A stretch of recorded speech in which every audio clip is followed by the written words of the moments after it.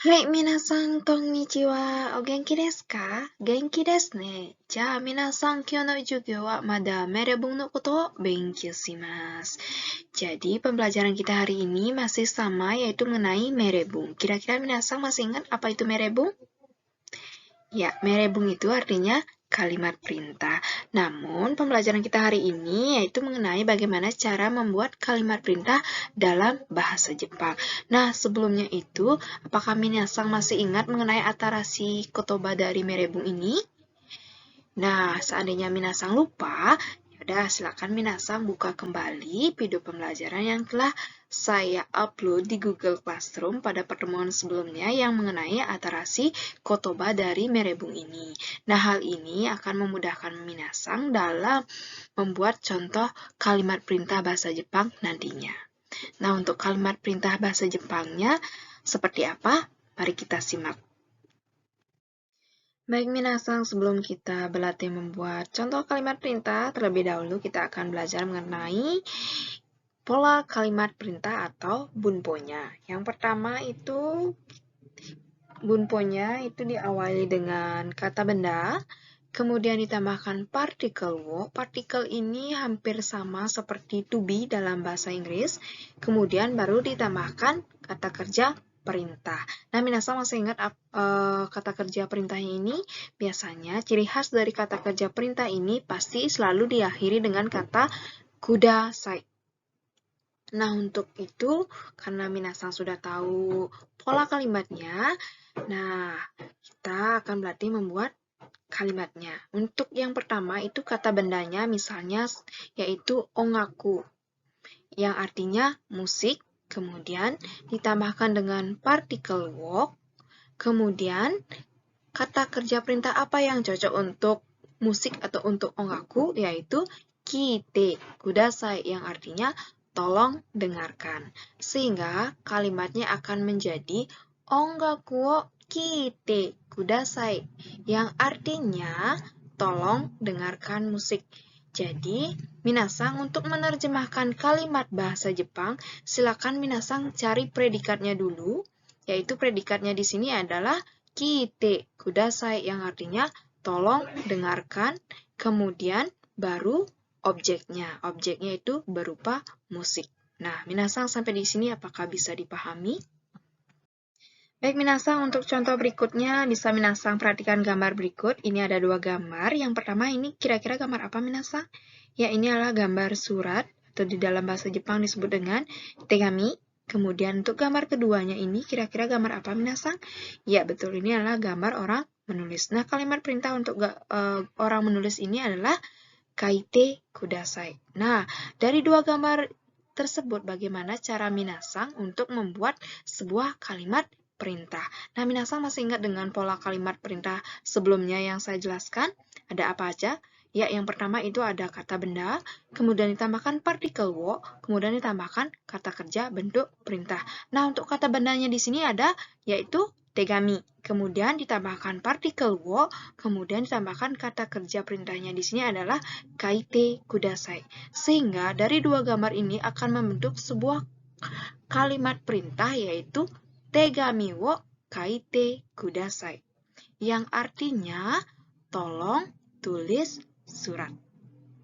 Nah, sampai di sini apakah bisa dipahami minasang? Semoga bisa ya. Baik minasang, untuk pola kalimat yang kedua, silakan minasang perhatikan pada slide ini ya. Apakah ada perbedaan dengan pola kalimat yang pertama? Ya, tentu ada ya. Yang tadi pola kalimat yang pertama ini diawali dengan kata benda, tetapi pada pola kalimat yang kedua ini diawali dengan kata benda berupa tempat. Kemudian baru ditambahkan partikel ni, tapi pada kalimat yang pertama ini menggunakan partikel wo, baru kemudian ditambahkan kata kerja bentuk perintah. Nah, di sini kenapa menggunakan partikel ni? Karena di sini dia merujuk pada kata benda berupa tempat. Nah, sehingga dia menggunakan partikel ni. Kalau partikel ni ini diartikan dalam bahasa Indonesia, dia akan berarti di. Nah, perbedaannya antara partikel ni dan partikel wo, kalau partikel wo itu diletakkan di antara kata benda, kemudian kata kerja. Sedangkan partikel ni itu diletakkan di antara kata tempat, kata benda berupa tempat, kemudian kata kerja bentuk perintah. Lalu bagaimana contoh kalimatnya? Yaitu yang pertama, untuk kata benda berupa tempatnya, misalnya kokubang. Kokubang yang artinya papan tulis, kemudian ditambahkan partikel ni, kalau diartikan dalam bahasa Indonesia itu berarti di, kemudian biasanya untuk tempat, misalnya di papan tulis, cocoknya menggunakan kata perintah apa? Ya, misalnya kaite kudasai atau tolong tulis. Sehingga kalimatnya akan menjadi kokubang ni kaite kudasai, yang berarti tolong tulis di papan tulis. Nah, sampai di sini minasang apakah bisa dipahami? Baik, minasang, di sini ada contoh berupa dua gambar. Nah, minasang bisa perhatikan dari dua gambar tersebut. Ini yang pertama, gambar yang pertama ini apa?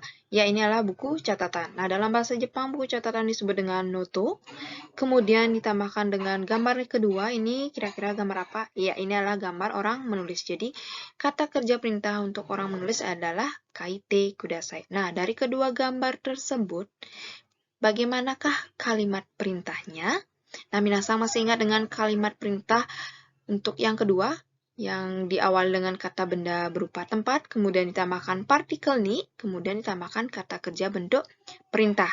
Sehingga akan menjadi seperti ini. Noto ni kaite kudasai.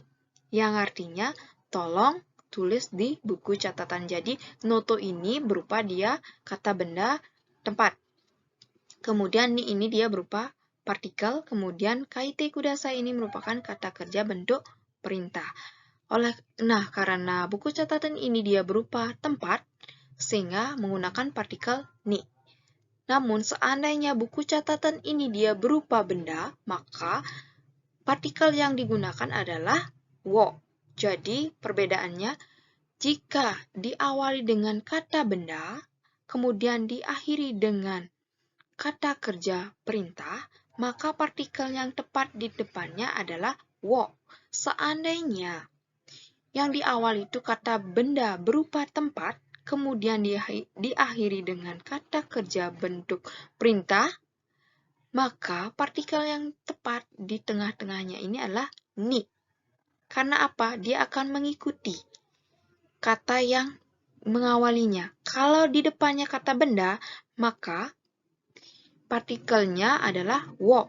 Tetapi kalau di depannya adalah kata benda berupa tempat, maka partikelnya adalah ni. Sampai di sini, minasang apakah bisa dipahami? Baik, minasang, untuk slide yang terakhir ini sebenarnya untuk mempertegas saja materi kita hari ini, yaitu yang pertama, nah setiap kata kerja yang diakhiri dengan kata kudasai, dia merupakan kata kerja bentuk perintah. Yang kedua, penggunaan partikel wo digunakan untuk menandai sebuah aktivitas yang biasanya dilakukan. Nah, biasanya diletakkan di antara kata kerja dan kata benda. Nah, selanjutnya yang terakhir, untuk partikel ni biasanya digunakan untuk menunjukkan tempat terjadinya aktivitas. Biasanya diletakkan setelah kata benda yang merujuk pada tempat ataupun tempat terjadinya aktivitas baru kemudian dilanjutkan dengan penambahan kata kerja. Nah, minasang, sampai di sini apakah bisa dipahami?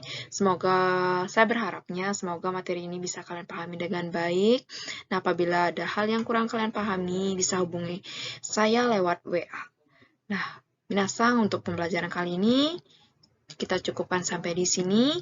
Ja, owarimashita. Mata raisu. Minasang, gambatte kudasai ne.